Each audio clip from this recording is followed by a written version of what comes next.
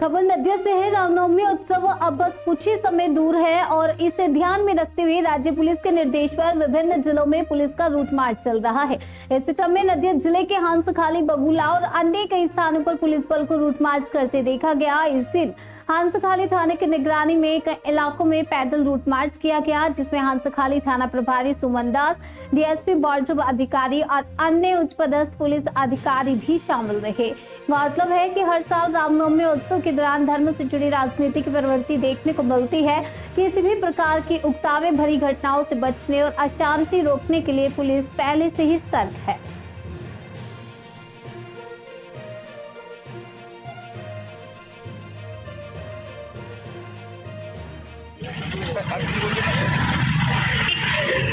Ranaghat police district সমস্ত রকমের জন্য প্রস্তুত। আমরা সবার কাছে এই মেসেজটাই দিতে চাই যে সমস্ত জায়গাগুলো যাতে পিসফুলি থাকে, যেখানে অনুষ্ঠান যাতে পিসফুলি এবং পুলিশ সব রকমের জন্য সদা প্রস্তুত।